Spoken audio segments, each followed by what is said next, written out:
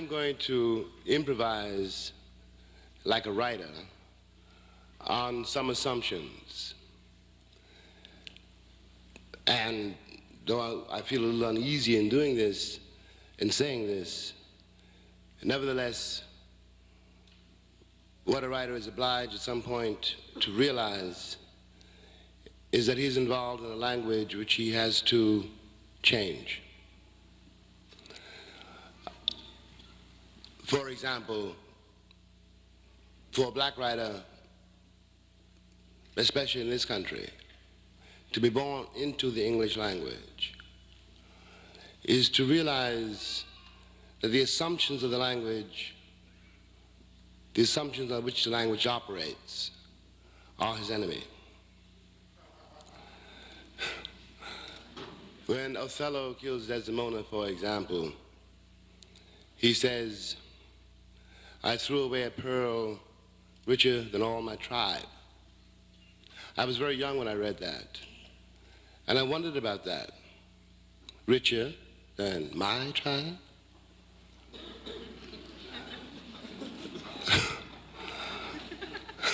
I really had to think about being as black as sin, as black as night, black-hearted. And in order, this is another story which I won't go into, in order to deal with that, really, to deal with that, at a certain time in my life, when I was not in this country, but in France, where I could not speak to anybody because I spoke no French, but no one wanted to speak to me,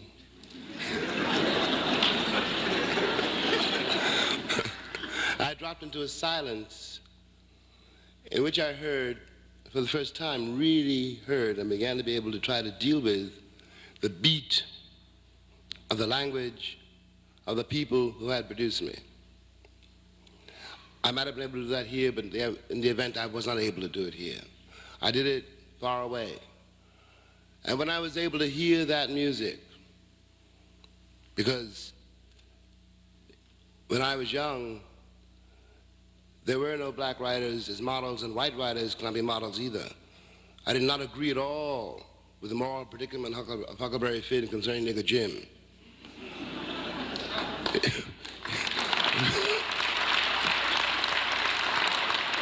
It was not, after all, a question about whether I should be sold back into slavery. I want to try to shift a certain assumption. I want to suggest that instead of, as we have now for far too long, according to me, instead of speaking about the civil rights movement, which is an American phrase, which I'm going to go into in a moment, which upon examination means nothing at all. Let us pretend that I stand before you as a witness, and let us pretend that everyone under the sound of my voice is in the same condition. I'm a witness to and a survivor of the latest slave rebellion. I put it that way because Malcolm X and I met many years ago when Malcolm was doing a debate with a very young sit-in student, and Malcolm was a black Muslim, and the radio station called me to moderate this discussion, which I did. I was not needed, I must tell you.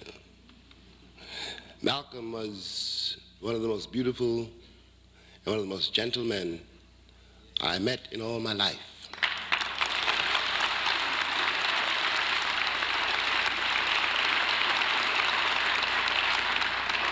He asked the boy a question, which I now present to you. If you are a citizen, why do you have to fight for your civil rights? If you're fighting for your civil rights, that means you're not a citizen. And in fact, the legality of this country, and I won't further investigate the word legality, has never had anything to do with its former slaves. We are still governed by the slave codes. Now, when I say a slave rebellion, I mean that what is called the civil rights movement was really insurrection. It was co-opted. Now the late J. Edgar Hoover is in his grave, God bless him.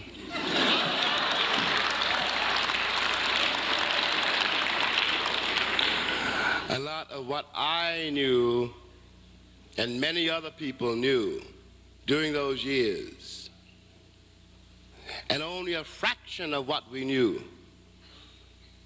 during all those years, can now be more or less discussed. So one can say that the latest slave rebellion was brutally put down. We all know what happened to Medgar. And it was not some lunatic who happened to be wandering around Mississippi with a gun. The one lunatic in Mississippi at that moment happened to have a gun somewhere. And by some odd coincidence, unbelievable, shot Medgar Evers in the carport of his home in the sight and hearing of his wife and his children. And Medgar was 37. The lunatic was carried into the front door visibly of a nursing home and out the back door, and that was that. We all know what happened to Malcolm. We all know what happened to Martin. We know what happened to Fred Hampton and Mark Clark. And so many more. Honey, don't tell me. I mean, the list is long. That is the result of a slave rebellion.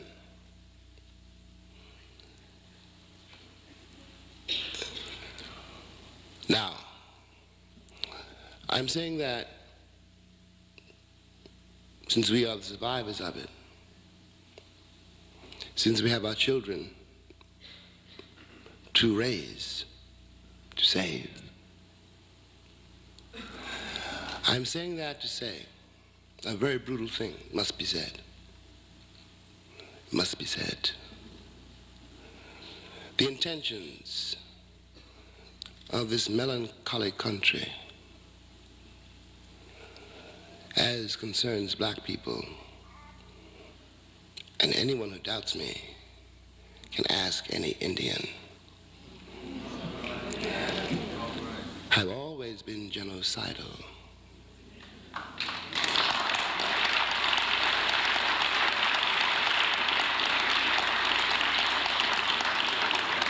They needed us for labor and for sport. Now, they can't get rid of us.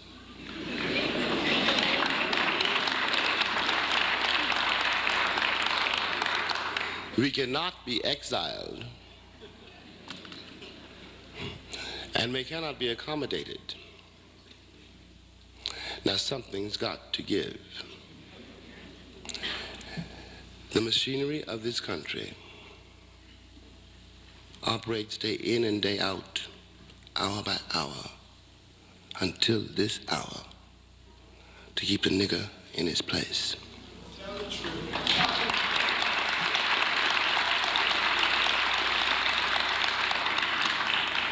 When I was young, among other things, I used to run an elevator. Murderously, but I ran it.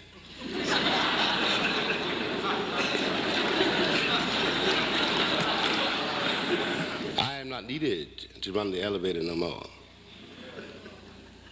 A whole lot of things we used to do, we ain't needed for no more. On the other hand, we're here. It is true that this is going to be a difficult summer. In every city in this nation now, black father is standing in the street watching black son. They're watching each other, and neither one of them got no place to go. That is not their fault. There's nothing to do with their value, their merit, their capabilities. There may be nothing worse under heaven.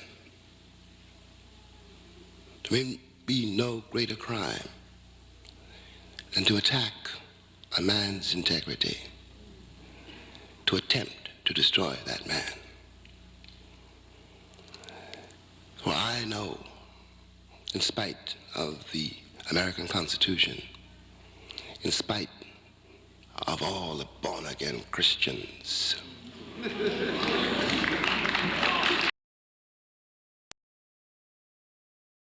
know your thoughts about this speech in the comments.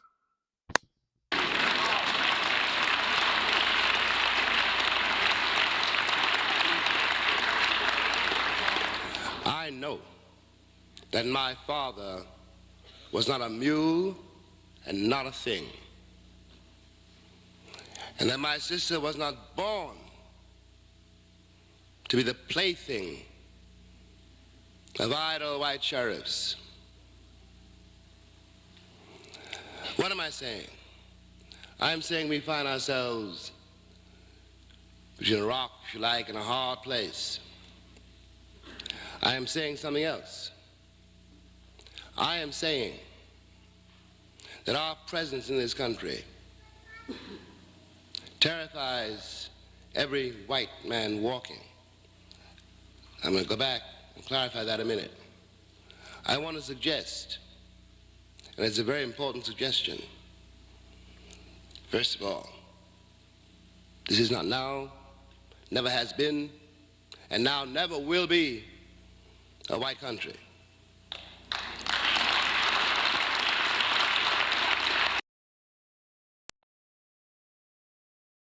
Do you think that's what they seek?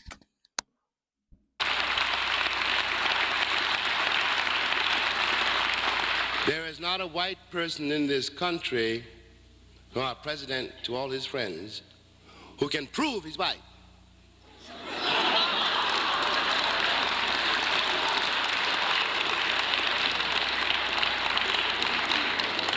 It is absolutely true.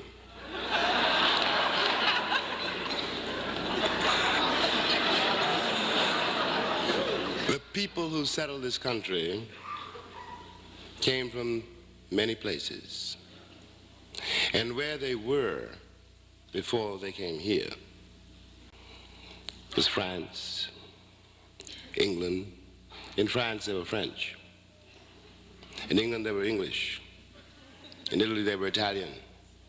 In Greece they were Greek. In Russia they were Russian. It is worth noting, by the way, that this phenomenon called Europe has never agreed about anything at all except us. They don't get along until this hour. The only thing that ever unites them, the common market, for example, is about us. And they can't get that together. They're squabbling over what's left of their colonies. In short, they lost their clowns, Ray Charles might put it. And this means that we have to consider, first of all, that white, Malcolm said, it's a state of mind.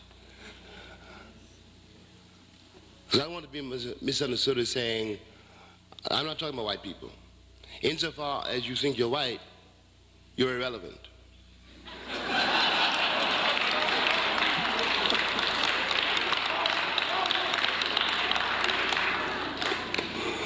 We can no longer afford that particular romance. We are all, in any case, here. I want to point out a paradox. The only people in this country who have any notion of who they are, the only people in this country who have any notion of who they are the black people in this country.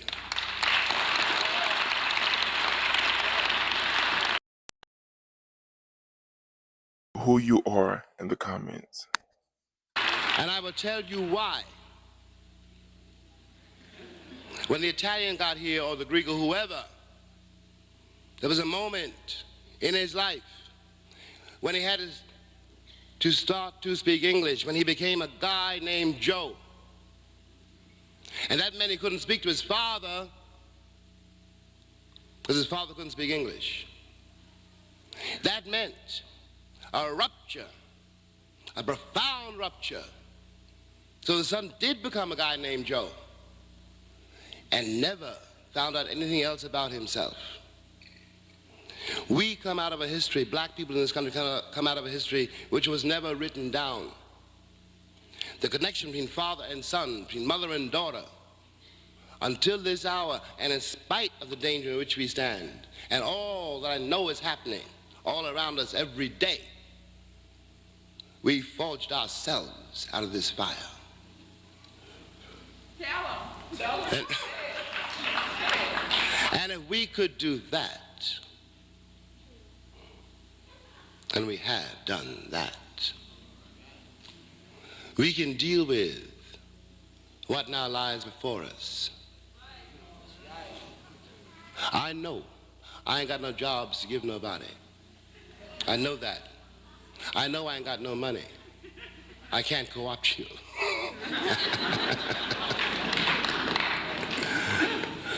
I know many things must be done, and I know that I can't do them.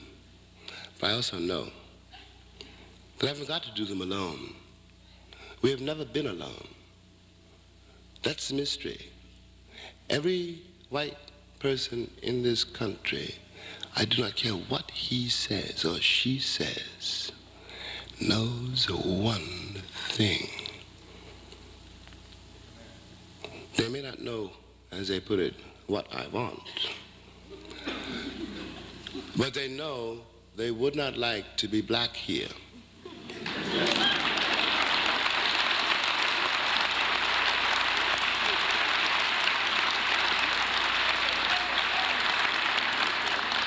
If they know that, they know everything they need to know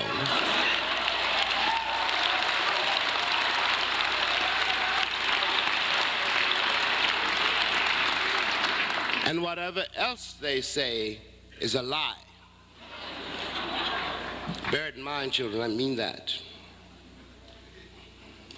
The American idea of progress,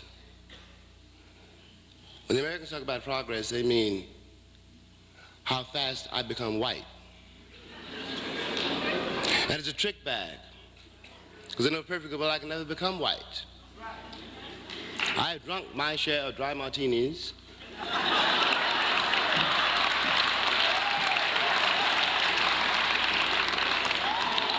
I have proven myself civilized in every way I can. But there is an irreducible difficulty.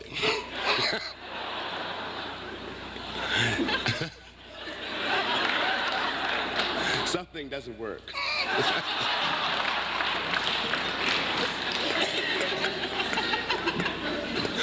Well, I decided I might as well act like a nigger.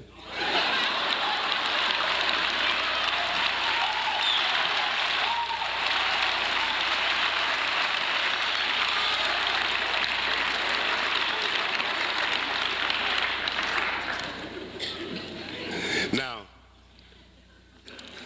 the black people of this country stand in a very strange place. So do the white people of this country stand in a very strange place. And almost for the very same reason, that we approach it from different points of view. I pretend, I suggest, you think about it, that what the CIA, for example. I use the word advisedly. For example, or the President of the United States, for example. All ambassadors except one don't know about the world which surrounds them. Is the price they pay for not knowing me.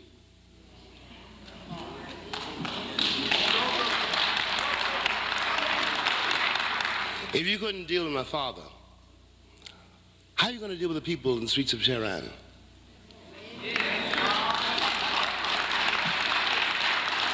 I could have told you if anyone had asked.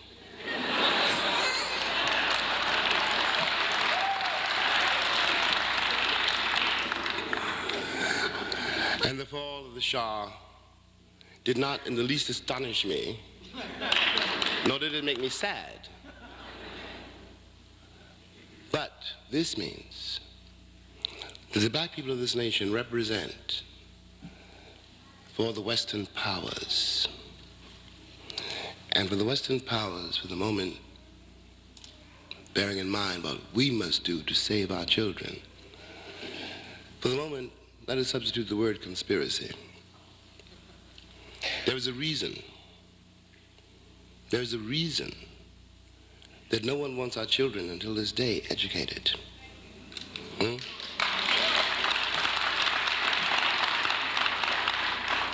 When we attempt ourselves to do it, we find ourselves up against the vast machinery of the system of education in this country, which is, among other things, a billion-dollar industry. And the billion-dollar industry is more important than the life of the child.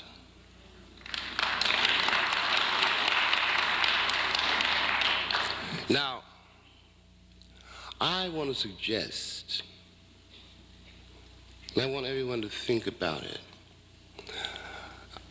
I know the machinery is vast, ruthless, cunning, and thinks of nothing, in fact, but itself, which means us, because we are a threat to the machinery. We have lived through, as I suggested, a slave rebellion. We cannot pick up guns because they got the guns. You know, we cannot hit those streets again because they're waiting for us. We have to do something else. Before each slave rebellion, there was something which I now call non-cooperation.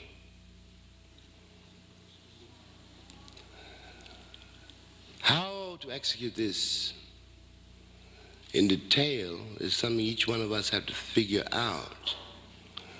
But we could begin with the schools and take our children out of those schools.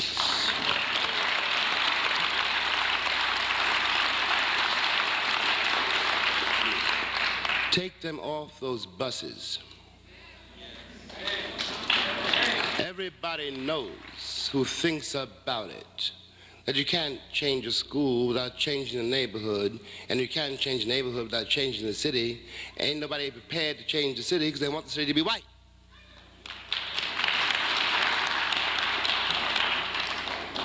All the American cities have begun to crumble when the white people moved out to get away from the niggers. Every crisis in every city is caused by that. How can you expect the people who cannot educate their own children to educate anybody else?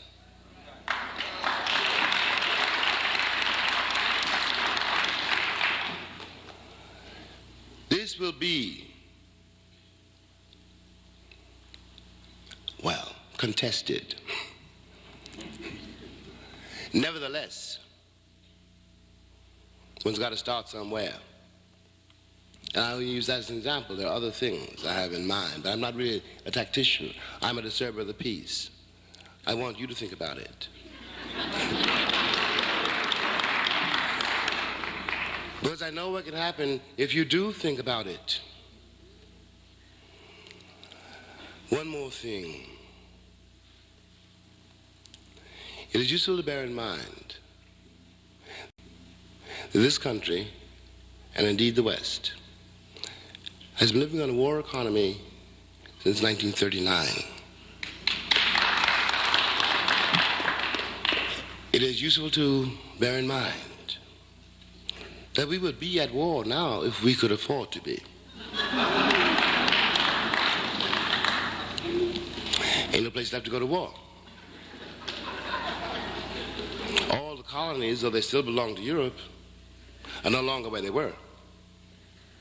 Now it's a matter of getting the resources of the country out of European hands into African hands. And we are involved in that. The black people of this country are involved in that. If we, this country, could afford to raise an army and afford to go to war, it would do so. This country cannot raise an army to set anywhere in the world which it can trust.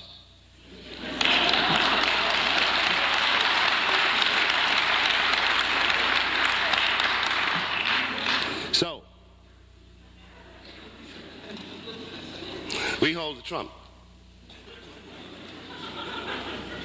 When you try to slaughter a people and leave them with nothing to lose, you created somebody with nothing to lose. And if I ain't got nothing to lose, what are you going to do to me? We have one thing to lose. That's our children. And we've never done that yet. After all, we haven't done that yet. And there's no reason for us to do it now. We hold the trump, I said, right? Patience and shuffle the cards. Thanks.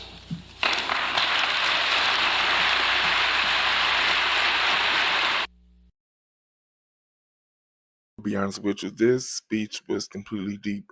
I did not expect those words to come out of this man's mouth. Let me know your thoughts about this speech in the comments. Be honest.